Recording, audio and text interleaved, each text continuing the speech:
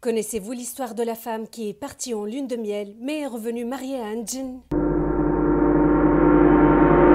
Cette histoire est véridique. Elle s'est passée en 1995 au Pakistan et a traumatisé carrément presque tous les Pakistanais pendant les années 90 à cause de sa nature surnaturelle et surtout très gore. Donc les amis, comme d'habitude, âmes sensibles, s'abstenir. Comme je l'ai déjà mentionné, l'histoire macabre de la possession d'une jeune épouse appelée Minhal remonte à 1995 lorsqu'un imam connu sous l'appellation de Adnan Hussain, très connu dans la ville de Faisalabad, au nord-est du Pakistan, a été appelé en urgence chez la famille Sheikh Safraz pour faire une ruqya sur un jeune couple pakistanais. Ce couple est récemment marié. Le marié s'appelle Mohamed Sheikh Safraz, âgé de 25 ans à l'époque et travaille dans la bijouterie de son père. Quant à l'épouse, le sujet principal de notre histoire, elle s'appelle Minhal, âgée de 19 ans au moment des faits et une femme au foyer. Leur mariage était arrangé, mais le couple est tombé amoureux dès la première rencontre. Leur mariage était d'une opulence absolue. Il était le sujet de conversation de la ville pendant plusieurs jours. Le jeune couple était très beau et leur avenir semblait brillant jusqu'à leur retour de leur lune de miel de Thaïlande. Minhal a commencé à se comporter d'une façon très étrange. Elle est devenue agressive, très froide et méchante avec son mari. Elle le rejetait constamment et semblait dégoûtée par sa présence sans aucune raison. Les embrouilles se sont alors éclatées violemment entre le couple. Mohamed a essayé de comprendre la raison derrière cette haine soudaine, mais en vain. Minhal a refusé même de lui parler. Au fil des jours, le cas de Minhal est devenu de plus en plus étrange, jusqu'au point où son mari ne la reconnaissait plus.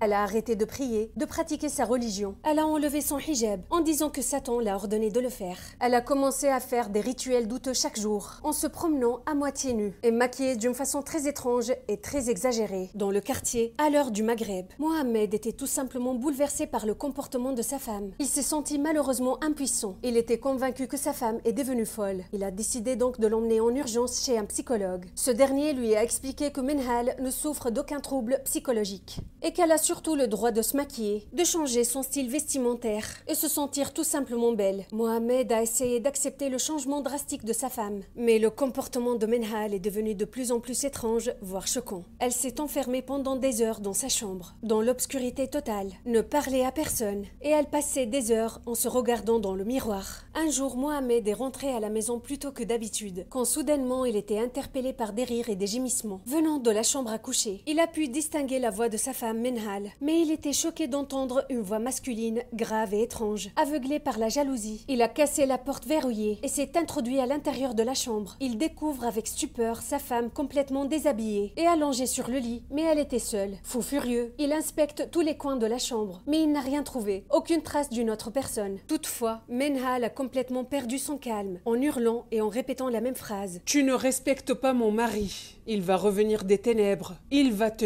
tuer. » Cet incident s'est répété plusieurs fois, laissant Mohamed dans un état de soupçon constant. Quant à Minhal, elle est devenue de plus en plus agressive, voire dangereuse. Elle n'hésitait pas à faire des choses étranges pour l'énerver, comme le frapper sans raison, hurler jusqu'à alerter les voisins, casser, saccager le meuble de la maison, menacer de tuer son mari plusieurs fois. Elle a même coupé les cheveux de son beau-frère Mustapha pendant qu'il dormait. L'état de Minhal s'est complètement détérioré. Elle a arrêté de manger, de se laver et de prendre soin de sa maison. Elle perdait son calme à l'écoute du Coran et surtout à l'heure des prières. Elle sortait la nuit et restait dehors jusqu'à l'aube. Elle était victime de plusieurs crises d'épilepsie et de longs épisodes d'hallucination. Mais l'événement qui a obligé Mohamed de demander l'aide d'un imam était le jour où il a trouvé sa femme en train de discuter et manger leur chat vivant dans le garage de la maison. La scène était gore et surréelle, laissant Mohamed complètement traumatisé. Le pauvre est devenu persuadé que sa femme était possédée par un djinn amoureux et que son cas était très compliqué. Mohamed décide d'appeler le imam Adnan Hussaini, un cheikh pieux spécialisé dans les cas de possession. En lui racontant l'histoire, le cheikh Adnan a compris l'envergure de la situation et a décidé d'aller en urgence chez le couple. Le cheikh Adnan a rapporté que ce qui lui était arrivé lors de sa visite à la maison de la possédée était probablement l'une des choses les plus terrifiantes qu'il ait jamais vues. À 3 heures du matin le lendemain, il s'est rendu enfin chez le couple et évidemment, il a commencé à se sentir très malade et mal à l'aise. Il a pu sentir qu'il y avait une activité paranormale très très élevé dans la maison. Un djinn était donc présent. Adnan a senti que sa mission était difficile à accomplir. Et avant de commencer la ruqya et la purification de la maison, il a demandé à tout le monde de sortir de la baraque et de le laisser seul avec Mustapha, le frère de Mohamed, et Menhal, la femme possédée. Adnan, et malgré son expertise et sa longue expérience avec les djinns, était extrêmement inquiet pour Menhal. Il ne voulait pas que le djinn lui fasse du mal, ou bien même la tuer en sortant de son corps. Il a décidé tout d'abord d'envoyer Mustapha dans la chambre de Menhal avec un verre rempli de l'eau de Zamzam et le mettre calmement à côté d'elle. Quelques minutes plus tard, Mustapha est revenu pâle en tremblant. Il a dit que le djinn a renversé l'eau et a demandé avec insistance de voir le cheikh Adnan en personne. Avant de monter, Adnan a fait sa prière,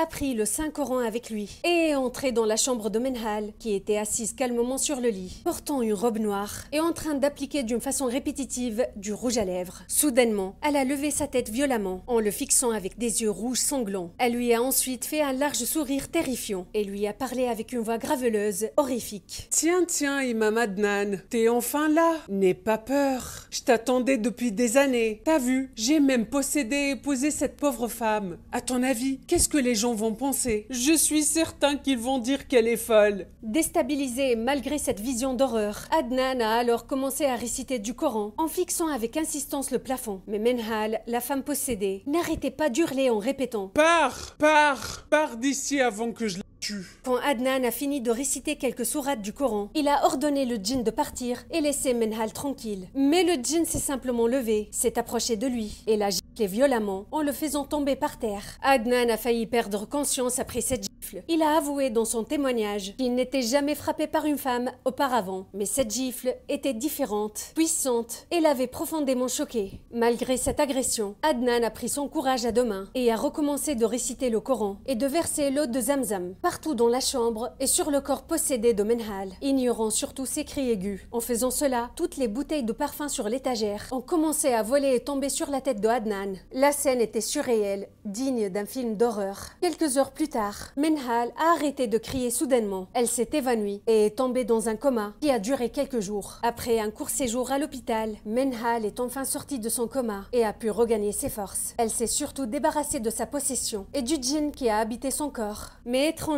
Menhal ne se souvenait de rien. Elle a affirmé que ses souvenirs se sont effacés complètement. Elle se souvenait bien de son mariage, mais pas des événements macabres qui se sont déroulés après. Après cet incident déstabilisant, le couple a pu regagner la paix et même fonder une petite famille très soudée et heureuse. Quant à l'imam Adnan, il a déclaré que c'était la première et la dernière fois qu'il voulait se faire frapper par un djinn. Et depuis cette expérience, sa popularité a beaucoup grandi dans la ville, jusqu'à le considérer comme un saint